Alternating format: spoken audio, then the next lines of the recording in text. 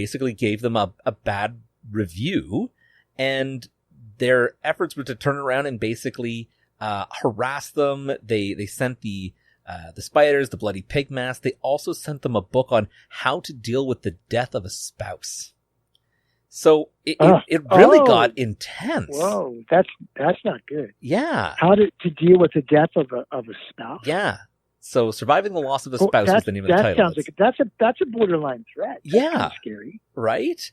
And I'm like, I don't care in this day and age what people say or how, what a review or trolling or whatever people are saying. Nothing warrants that, let alone from professionals, grown professionals to threaten a couple. Like, that's not good. I mean, this is a company that's like billions of dollars, and you've got your executives. Now, eBay has turned around and said that they have been all terminated since this.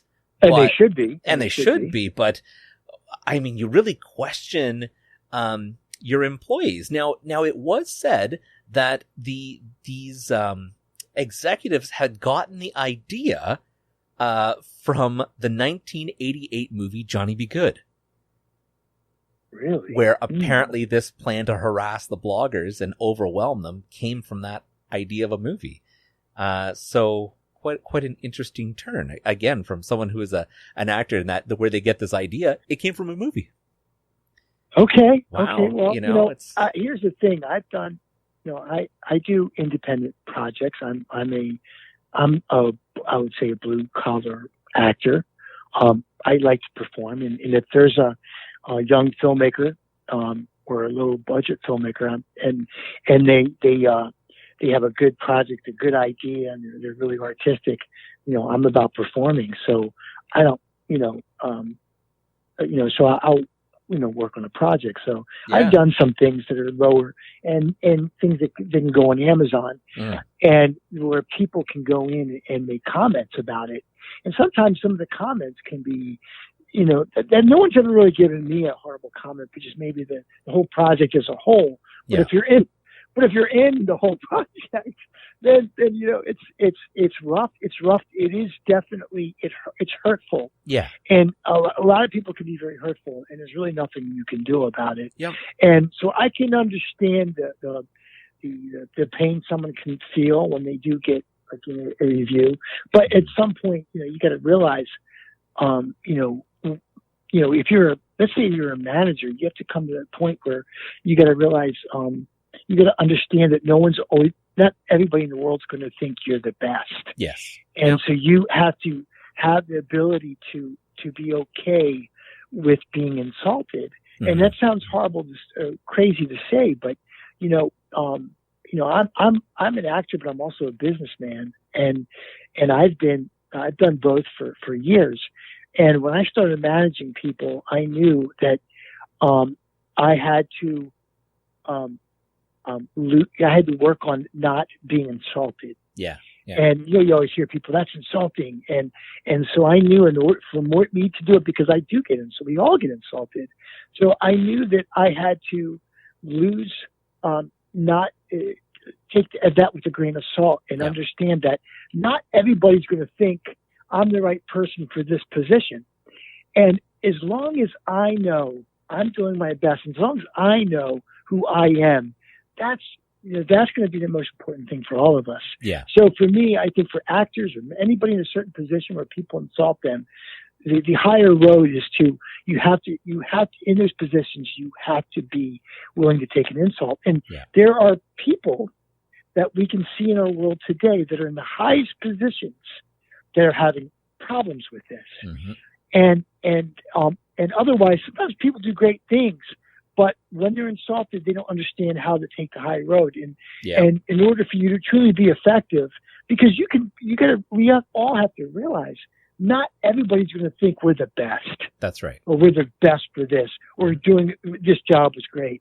They may not think about us completely that way, but that particular thing. So these executives at eBay really took the book, the lesson in humility and understanding that you have to be able to take an insult. Yeah, for sure. And heck, think about it. Us parents think about parents. Oh, yeah. Or, as a parent, your kids get to a certain age, they don't think you're as smart as you think you are. Yep. Yeah. They That's start true. questioning and doubting you. Yeah. What a thing, all of us parents, there's a point where our children get and they start questioning you. Wait a minute. Yep. You don't know as much as you claim to know. I am constantly challenged by my children. I mean, I That's personally give them right. credit because I think it's good for them. They should challenge. They should ask Yes, questions they instead of should. just taking things. But sometimes you just want them to do what they're told. Right. So, Well, and what's really rewarding is when your children kind of come back around and then they give you credit for being yes. smarter than they thought you were. Yeah. So that sometimes I get those things from my kids because at first I got, you're not as smart as you thought you were, and then there's other times where they go, wow, Yeah. you warned me about that, you told me about that, Yeah. and so it kind of comes full circle. So that then makes it rewarding for all of us. So that's crazy, but Definitely. but man, I'm sending a book like that and sending roaches. Yeah. Or that's just crazy. horrible. Yeah. So That I is have crazy. a lighter side of the news, though. So are you a pet owner at all?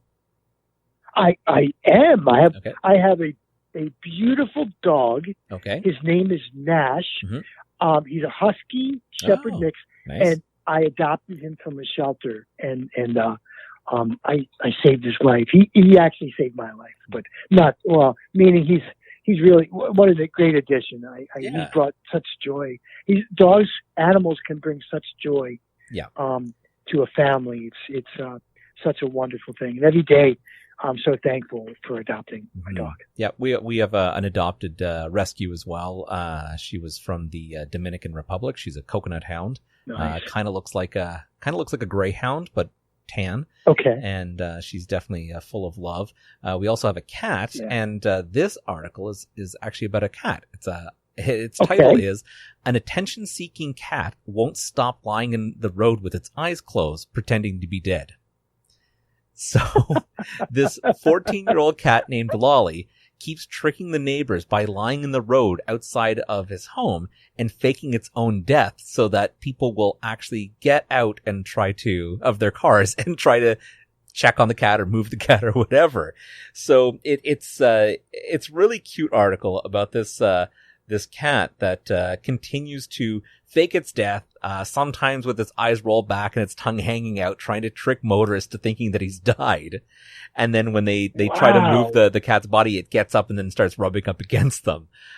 In other cases, what's happened is the local pharmaceutical delivery or something like that has come over to a house to do a delivery, and the cat has jumped into the back of the truck, rode back to the pharmacy, and then has become like a counter pet for like a couple days before they realize that, oh, this is someone's cat.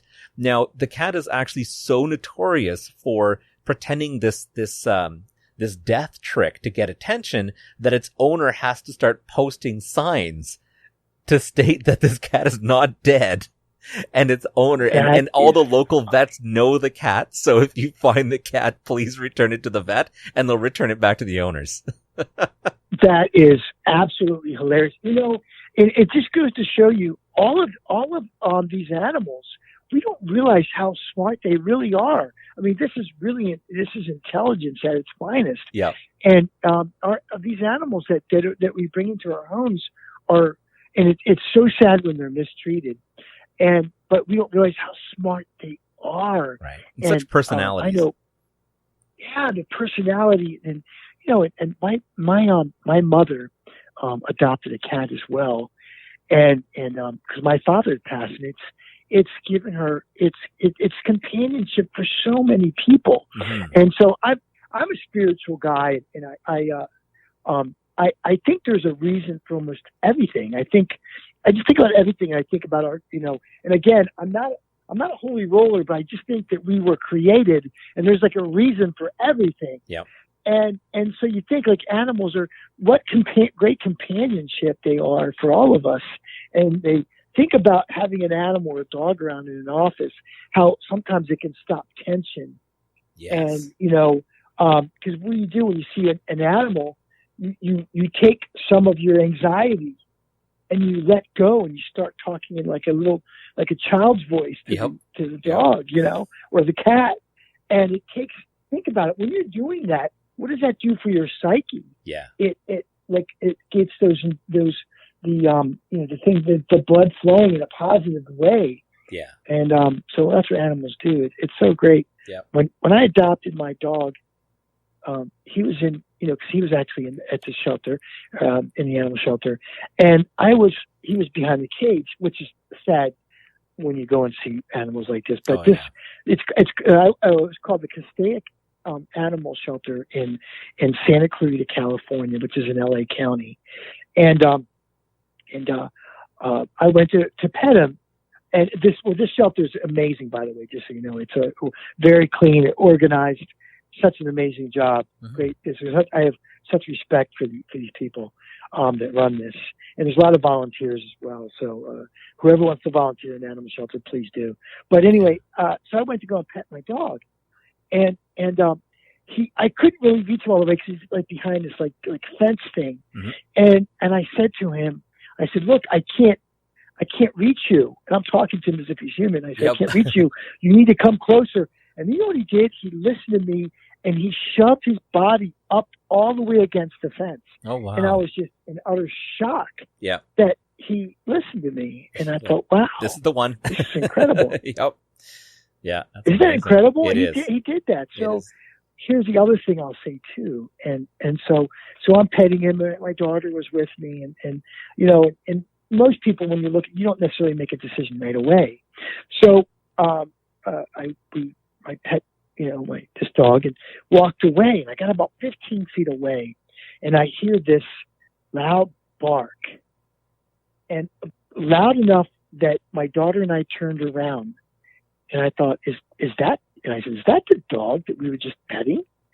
And he kept barking, and it was. We went back, and he was on his hind legs and barking for us to come back. Oh, wow. And it's like, it just broke my heart. Yeah. And my daughter's. Yep. And so we're like, okay, well, let's go into the main office and let's make this happen. Get this done. Yep. Let's make this happen. Yeah. Yeah. And I think now, and I give my dog a good life. He gives me a good life. But I give my dog a good life. And I think, man, you this is what you got because you asked for it. Yeah. You wanted this. You deserve the luxury you get to have. Because I want my dog to have luxury. I want him to have bones and take him on runs and every day and give him. I want to give him a good life because he asked for it. And it's great. So for sure. Anyway. Right on. Well, how about we jump into the second half of our show, and we're going to do the rapid fire questions. Rapid fire questions. Okay. All right. So for the listeners tuning in for the first time, I'm going to ask Joe 20 quick questions, and he just has to give me the first thing that comes to your mind. There's no right or wrong answer, and at any point, if you're not 100% sure, you could just say pass. Okay, Apple. Okay. Oh, so you started. Yep, sorry. close. I thought you started already. Yep, I'm sorry. You never know. No, it won't work for this first one. The first question is, what made-up word would you register into the English dictionary? Joeism. Joeism. Do you have a definition? That's my made-up word, Joeism. It's just Joeism. Okay, sounds good. Wait a minute. Or what made-up word was? Okay, Joeism works. Because Joeism works. Yeah. What's the scariest dream you've ever had? Scariest dream was when I was. So this is not a word. It's what happened. Scariest dream was my grandmother who had passed away is driving a car, and I was in the back seat for some reason, and she was driving an old Ford Fairmont up the New York, the Brooklyn Bridge in New York, and it started to rain, and she lost control of the car, and we started to fall. We wrecked and went off the top of the bridge and started to drop towards the water. And as we're falling, in my mind, in my dream, I said, I can survive this fall. I can survive this fall. And then I woke up and I heard something. And that was probably the scariest dream I've ever had. Wow. Yeah. And I woke up like I took a breath. That's a true story. Yeah, I've had a few of those. Yes. Yeah. What superpower do you wish you had? Fly. Yeah, that's a very popular one. What's your earliest childhood memory?